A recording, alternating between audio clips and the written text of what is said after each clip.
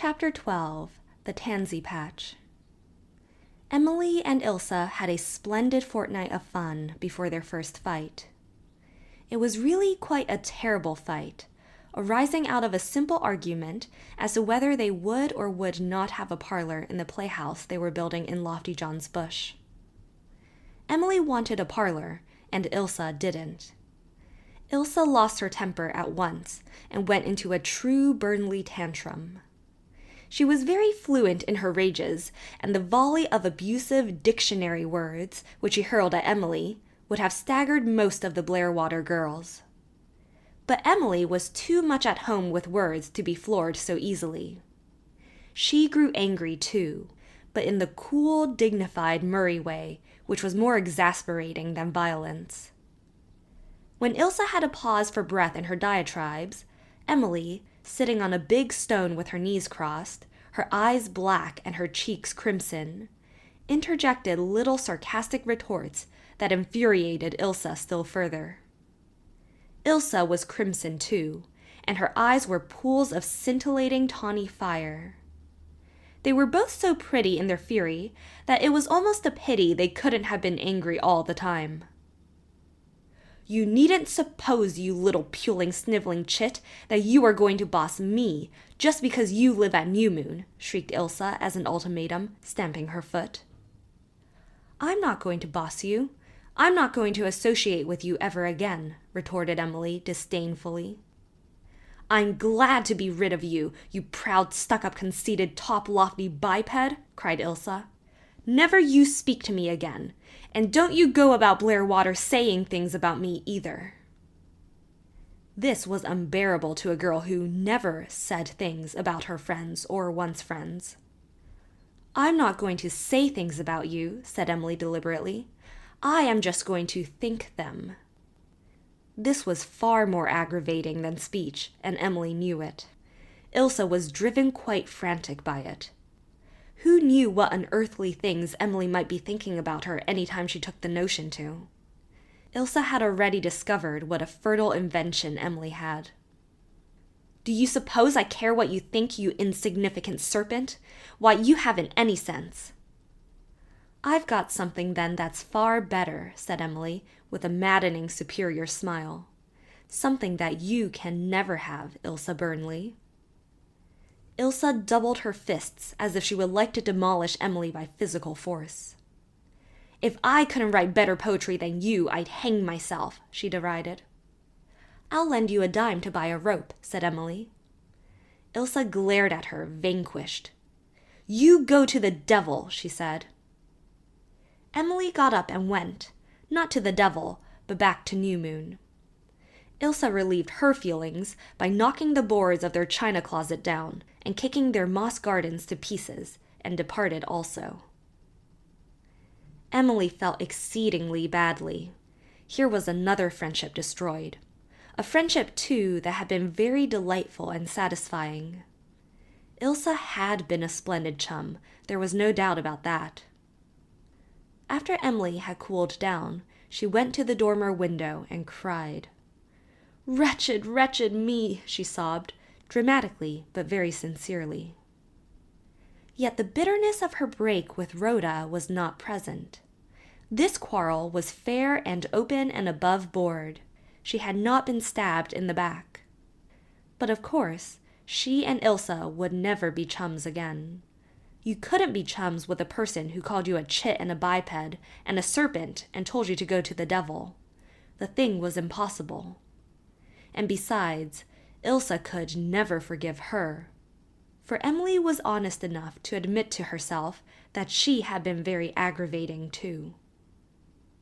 Yet when Emily went to the playhouse next morning, bent on retrieving her share of broken dishes and boards, there was Ilsa, skipping around hard at work, with all the shelves back in place, the moss garden remade, and a beautiful parlor laid out and connected with the living room by a spruce arch. "Hello, you. Here's your parlor, and I hope you'll be satisfied now," she said gaily. "What's kept you so long? I thought you were never coming." This rather posed Emily after her tragic night, wherein she had buried her second friendship and wept over its grave. She was not prepared for so speedy a resurrection. As far as Ilse was concerned, it seemed as if no quarrel had ever taken place. "Why, that was yesterday," she said in amazement, when Emily rather distantly referred to it. Yesterday and today were two entirely different things in Ilse's philosophy. Emily accepted it. She found she had to. Ilse, it transpired, could no more help flying into tantrums now and then than she could help being jolly and affectionate between them. What amazed Emily, in whom things were bound to rankle for a time, was the way in which Ilse appeared to forget a quarrel the minute it was over. To be called a serpent and a crocodile one minute, and hugged and darlinged the next, was somewhat disconcerting until time and experience took the edge off it. "Aren't I nice enough between times to make up for it?" demanded Ilse. "Dot Payne never flies into tempers, but would you like her for a chum?" "No, she's too stupid," admitted Emily. "And Rhoda Stewart is never out of temper, but you got enough of her. Do you think I'd ever treat you as she did?" No, Emily had no doubt on this point. Whatever Ilse was or was not, she was loyal and true. And certainly, Rhoda Stewart and Dot Payne, compared to Ilse, were as moonlight unto sunlight and as water unto wine. Or would have been if Emily had as yet known anything more of her Tennyson than the bugle song. "You can't have everything," said Ilse. "I've got Dad's temper, and that's all there is to it. Wait till you see him in one of his rages." Emily had not seen this so far. She had often been down in the Burnleys' house, but on the few occasions when Dr. Burnley had been home, he had ignored her, save for a curt nod. He was a busy man, for, whatever his shortcomings were, his skill was unquestioned, and the bounds of his practice extended far. By the sick-bed, he was as gentle and sympathetic as he was brusque and sarcastic away from it. As long as you were ill, there was nothing Dr. Burnley would not do for you. Once you were well, he had apparently no further use for you. He had been absorbed all through July, trying to save Teddy Kent's life up at the Tansy patch. Teddy was out of danger now and able to be up, but his improvement was not speedy enough to satisfy Dr. Burnley. One day, he held up Emily and Ilse, who were heading through the lawn to the pond, with fishing hooks and a can of fat abominable worms, the latter manipulated solely by Ilse, and ordered them to betake themselves up to the Tansy patch and play with Teddy Kent. "He's lonesome and moping. Go and cheer him up," said the doctor. Ilse was rather loath to go. She liked Teddy, but it seemed she did not like his mother. Emily was secretly not averse. She had seen Teddy Kent but once, at Sunday school the day before he was taken seriously ill, and she had liked his looks. It had seemed that he liked hers, too, for she caught him staring shyly at her over the intervening pews several times. He was very handsome, Emily decided. She liked his thick, dark brown hair and his black-browed blue eyes, and for the first time it occurred to her that it might be rather nice to have a boy playmate, too. Not a beau, of course. Emily hated the school jargon that called a boy your beau if he happened to give you a pencil or an apple and picked you out frequently for his partner in the games. "Teddy's nice, but his mother is queer," Ilse told her on their way to the Tansy patch. "She never goes out anywhere, not even to church, but I guess it's because of the scar on her face. They're not Blairwater people. They've only been living at the Tansy patch since last fall. They're poor and proud, and not many people visit them. But Teddy is awfully nice, so if his mother gives us some black looks, we needn't mind." Mrs. Kent gave them no black looks, though her reception was rather distant. Perhaps she, too, had received some orders from the doctor. She was a tiny creature, with enormous masses of dull, soft, silky fawn hair, dark, mournful eyes, and a broad scar running slantwise across her pale face. Without the scar, she must have been pretty, and she had a voice as soft and uncertain as the wind in the tansy.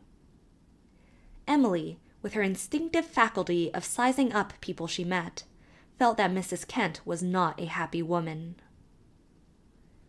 The Tansy Patch was east of the disappointed house, between the Blairwater and the sand dunes.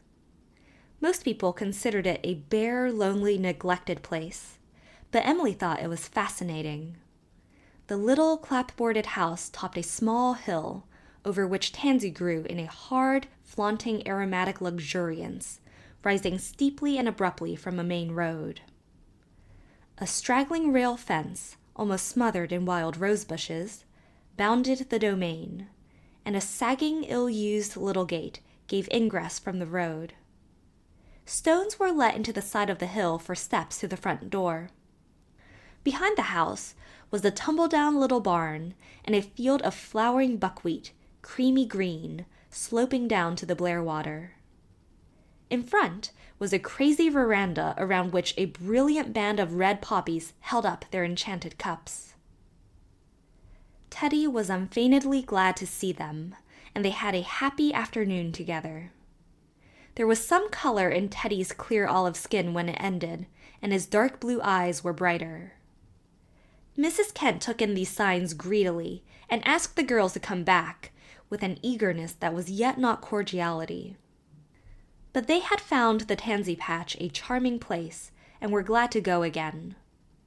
For the rest of the vacation, there was hardly a day when they did not go up to it, preferably in the long, smoky, delicious August evenings, when the white moths sailed over the tansy plantation, and the golden twilight faded into dusk and purple over the green slopes beyond, and fireflies lighted their goblin torches by the pond. Sometimes they played games in the Tansy Patch, when Teddy and Emily somehow generally found themselves on the same side, and then no more than a match for agile, quick-witted Ilsa. Sometimes Teddy took them to the barn loft and showed them his little collection of drawings.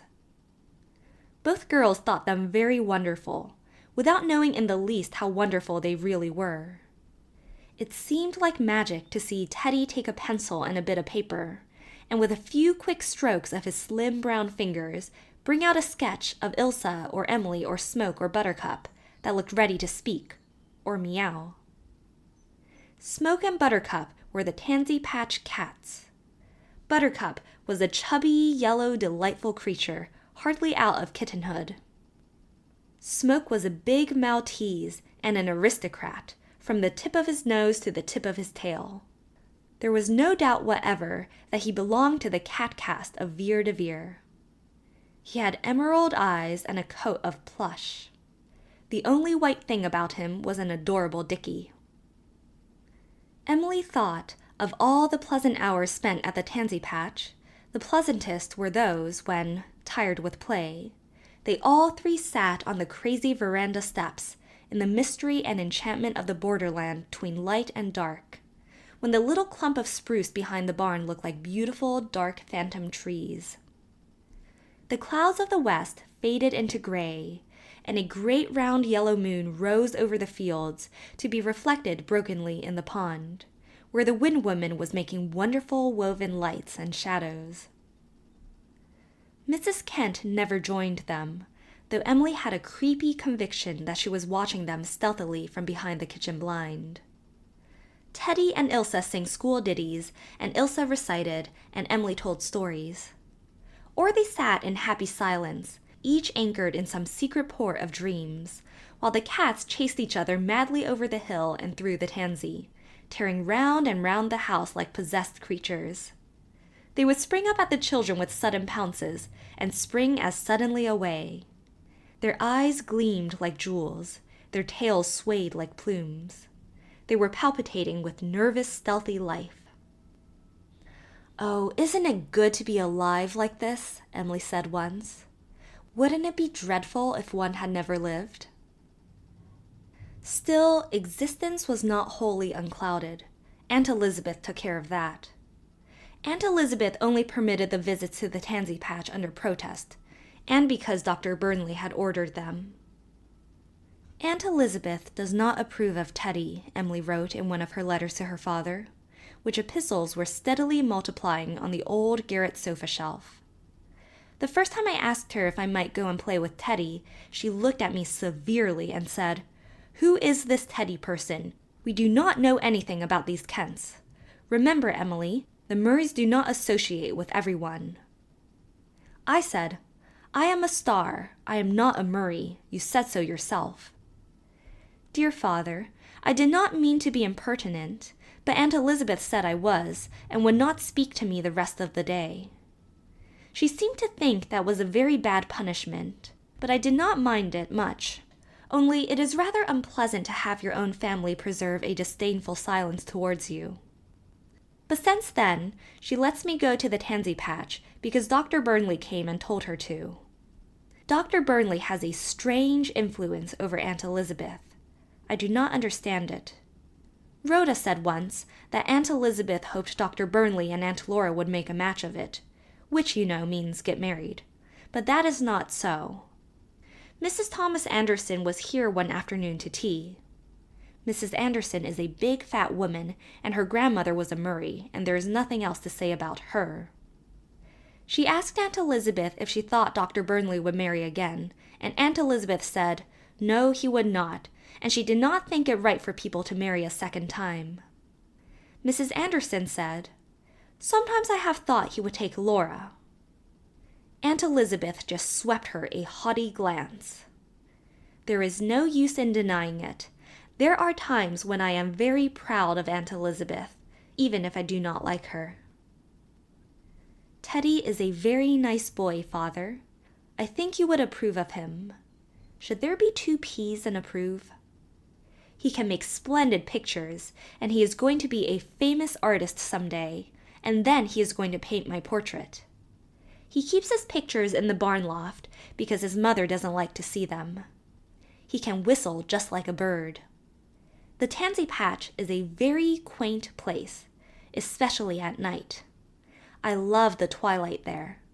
We always have such fun in the twilight. The Wind Woman makes herself small in the tansy, just like a tiny, tiny fairy. And the cats are so queer and creepy and delightful then. They belong to Mrs. Kent, and Teddy is afraid to pet them much for fear she will drown them. She drowned a kitten once because she thought he liked it better than her.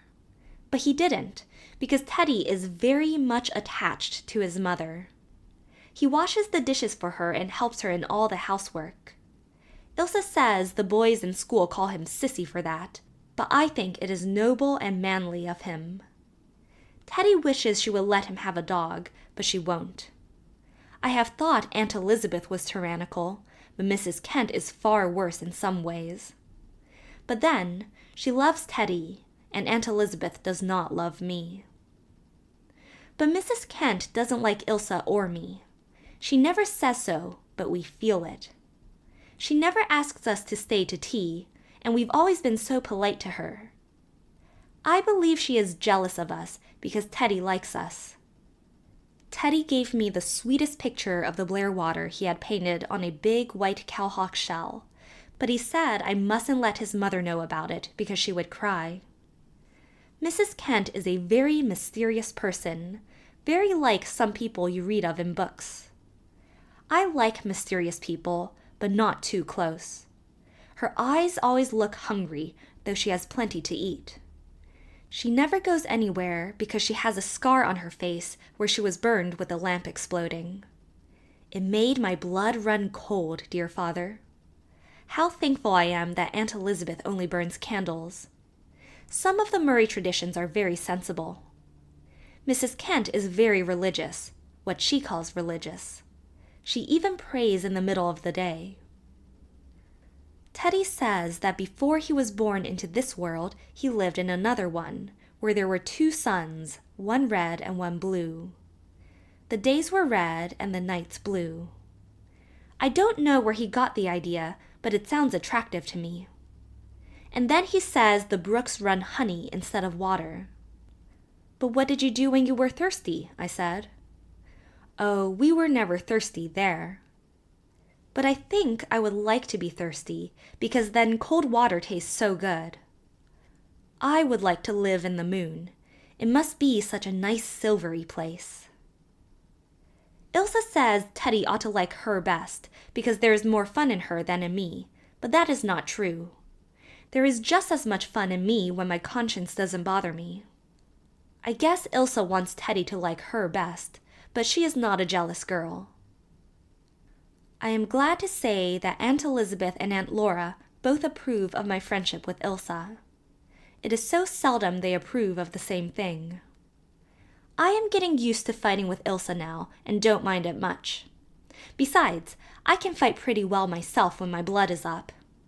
We fight about once a week, but we make up right away, and Ilsa says things would be dull if there never was a row. I would like it better without rows, but you can never tell what will make Ilsa mad. She never gets mad twice over the same thing. She calls me dreadful names. Yesterday, she called me a lousy lizard and a toothless viper. But somehow, I didn't mind it much because I knew I wasn't lousy or toothless, and she knew it too.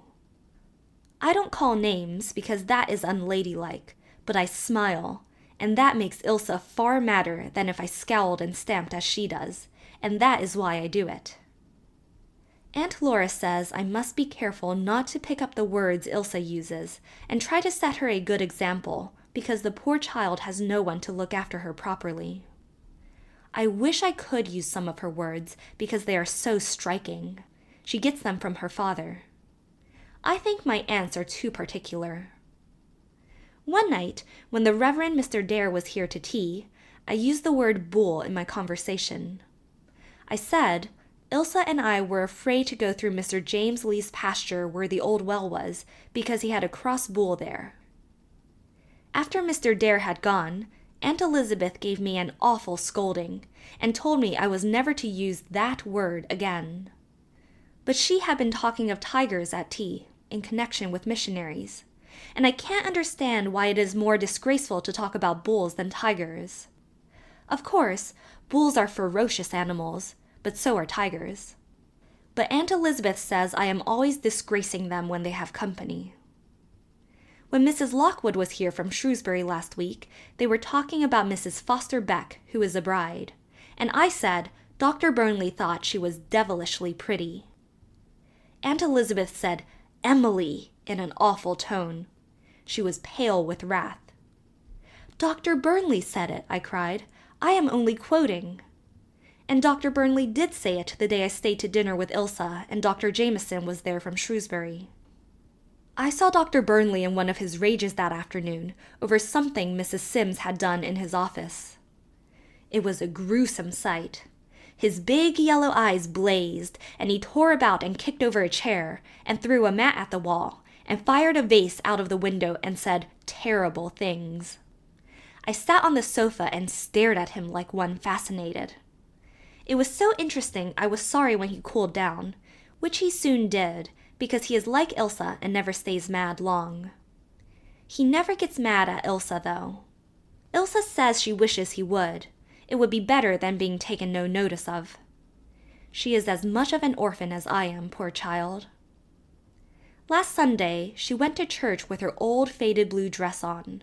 There was a tear right in front of it. Aunt Laura wept when she came home, and then spoke to Mrs. Sims about it because she did not dare to speak to Dr. Burnley. Mrs. Sims was cross and said it was not her place to look after Ilsa's clothes, but she said she had got Dr. Burnley to get Ilsa a nice sprigged muslin dress, and Ilsa had got egg stain on it. And when Mrs. Sims scolded her for being so careless, Ilsa flew into a rage and went upstairs and tore the muslin dress to pieces. And Mrs. Sims said she wasn't going to bother her head again about a child like that, and there was nothing for her to wear but her old blue, but Mrs. Sims didn't know it was tore. So I sneaked Ilsa's dress over to New Moon, and Aunt Laura mended it neatly and hid the tear with a pocket. Ilsa said she tore up her muslin dress one of the days she didn't believe in God and didn't care what she did. Ilsa found a mouse in her bed one night, and she just shook it out and jumped in. Oh, how brave! I could never be as brave as that. It is not true that Dr. Burnley never smiles. I have seen him do it, but not often.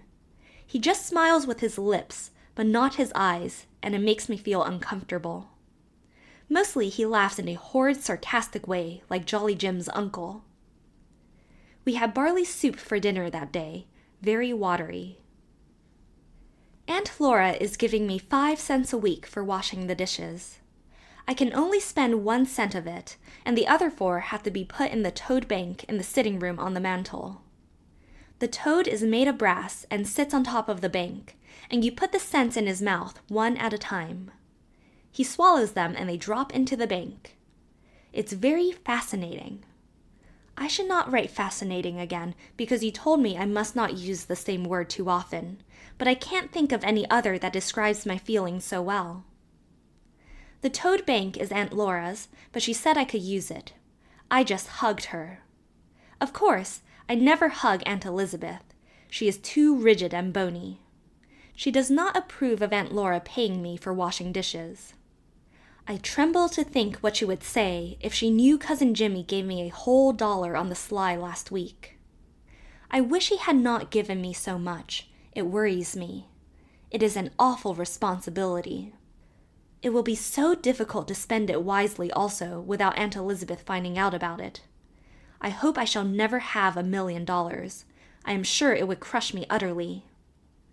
I keep my $1 hid on the shelf with my letters, and I put it in an old envelope and wrote on it, "Cousin Jimmy Murray gave me this," so that if I died suddenly and Aunt Elizabeth found it, she would know I came by it honestly. Now that the days are getting cool, Aunt Elizabeth makes me wear my thick flannel petticoat. I hate it. It makes me so bunchy. But Aunt Elizabeth says I must wear it because you died of consumption. I wish clothes could be both graceful and healthy. I read the story of Red Riding Hood today. I think the wolf was the most interesting character in it. Red Riding Hood was a stupid little thing, so easily fooled. I wrote 2 poems yesterday. One was short and entitled, "Lines Addressed to a Blue-Eyed Grassflower Gathered in the Old Orchard." Here it is. Sweet little flower, thy modest face is ever lifted towards the sky, and a reflection of its face is caught within thine own blue eye. The meadow queens are tall and fair, the columbines are lovely too, but the poor talent I possess shall laurel thee, my flower of blue. The other poem was long, and I wrote it on a letter bill. It is called The Monarch of the Forest. The monarch is the big birch in Lofty John's bush. I love that bush so much it hurts. Do you understand that kind of hurting? Ilsa likes it too, and we play there most of the time when we are not at the Tansy patch. We have 3 paths in it. We call them the Today Road, the Yesterday Road, and the Tomorrow Road. The Today Road is by the brook, and we call it that because it is lovely now. The Yesterday Road is out in the stumps where Lofty John cut some trees down, and we call it that because they used to be lovely. The Tomorrow Road is just a tiny path in the maple clearing, and we call it that because it is going to be lovely someday when the maples grow bigger. But oh, Father dear, I haven't forgotten the dear old trees down home. I always think of them after I go to bed. But I am happy here. It isn't wrong to be happy, is it, Father? Aunt Elizabeth says I got over being homesick very quick, but I am often homesick inside. I have got acquainted with Lofty John. Ilsa is a great friend of his and often goes there to watch him working in his carpenter shop. He says he has made enough ladders to get to heaven without the priest, but that is just his joke. He is really a very devout Catholic and goes to the chapel at White Cross every Sunday. I go with Ilsa, though perhaps I ought not to when he is an enemy of my family. He is of stately bearing and refined manners, very civil to me, but I don't always like him. When I ask him a serious question, he always winks over my head when he answers. That is insulting. Of course, I never ask any questions on religious subjects, but Ilsa does. She likes him, but she says he would burn us all at the stake if he had the power. She asked him right out if he wouldn't, and he winked at me and said, "Oh, we wouldn't burn nice pretty little Protestants like you. We would only burn the old ugly ones." That was a frivolous reply. Mrs. Lofty-John is a nice woman and not at all proud. She looks just like a little rosy wrinkled apple. On rainy days, we play at Ilsa's. We can slide down the banisters and do what we like. Nobody cares, only when the doctor is home we have to be quiet, because he can't bear any noise in the house except what he makes himself. The roof is flat, and we can get out on it through a door in the garret ceiling. It is very exciting to be up on the roof of a house. We had a yelling contest there the other night to see which could yell the loudest. To my surprise, I found I could. You never can tell what you can do till you try. But too many people heard us, and Aunt Elizabeth was very angry. She asked me what made me do such a thing. That is an awkward question, because often I can't tell what makes me do things. Sometimes I do them just to find out what I feel like doing them. And sometimes I do them because I want to have some exciting things to tell my grandchildren. Is it improper to talk about having grandchildren? I have discovered that it is improper to talk about having children. One evening when people were here, Aunt Laura said to me quite kindly, "What are you thinking so earnestly about, Emily?" And I said, "I am picking names for my children. I mean to have 10.